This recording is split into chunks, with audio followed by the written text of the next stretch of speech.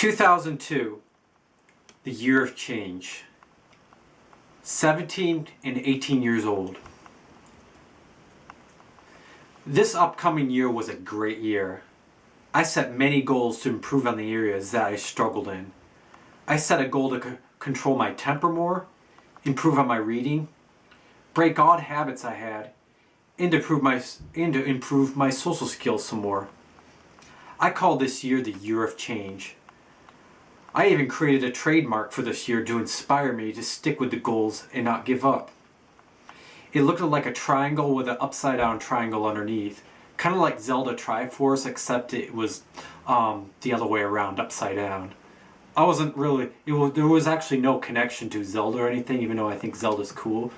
It's just something that kind of came to my head and I thought it looked cool and cool enough to inspire me to give me some determination to achieve these goals, which I think would benefit me in the long run.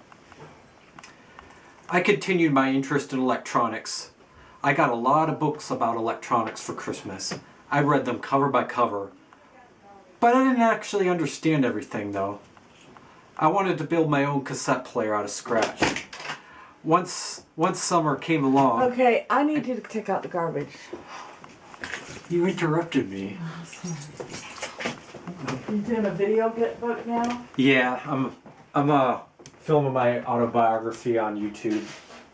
Anyway, I'm just going to continue. Alright. I continue my interest in electronics.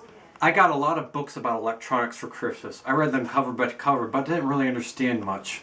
I wanted to build my own cassette player out of scratch. I didn't really know how to build a cassette player. I knew some basic circuits, but I didn't really know too much to build from scratch.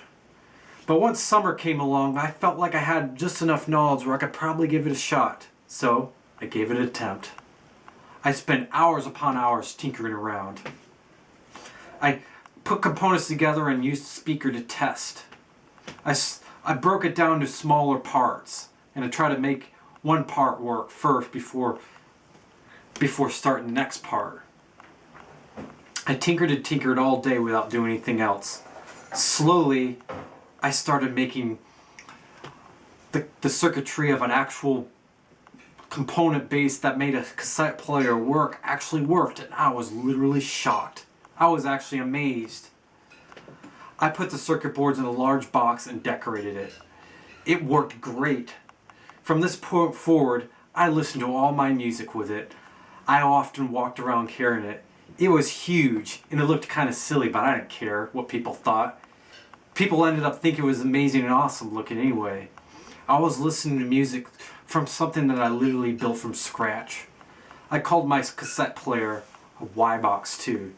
The Y stood for Yellow Jacket, a trademark that I kind of made up all my life that I thought was kind of cool, my own kind of personal logo that I made up for myself. Then the 2 stood for the fact that I built another cassette player, not from scratch but copied from schematics. And this was like another cassette player, but this one I built from scratch. So I called it a Y-Box 2, and I literally listened to all my music from it. This year seemed to have 2 parts, and a significant breakthrough, or an idea that happened that separated the 2 parts. And what separated these 2 parts was a transition. And I guess I can call it becoming spiritually aware, awakening to greater pleasure and joy, a secret truth of awareness. This first part of the year was a lot like last year. I continued to row. I continued to row and practice, and I hung out with my Asperger's friends and played with my electronics on my free time. I made a decision. I decided to quit rowing by the end of the school year, because once summer started, because I wanted to focus on school. Going to practice 2 times a day made school tough because I was always tired during class. While rowing for the last few months, I started getting depressed and upset. Even though I felt like I was improving socially, I still felt like I was behind socially. I didn't like it. Everyone seemed to have no problem talking to girls and socializing in general. and it took more and they took more classes than I did, and not seem to struggle as much. Many people on the rowing team took advanced placement courses and honors courses. I started feeling extremely jealous and hate towards a lot of people, and I didn't like that. It almost felt like how I felt like when I was younger. Always unhappy and almost kind of hateful towards others. And I didn't like feeling that way.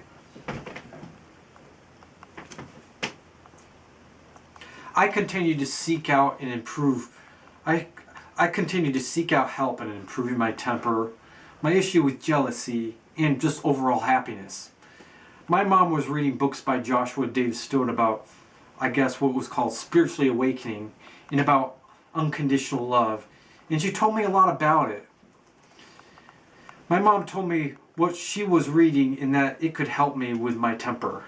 I found out he had a website, and I started reading his stuff for fun.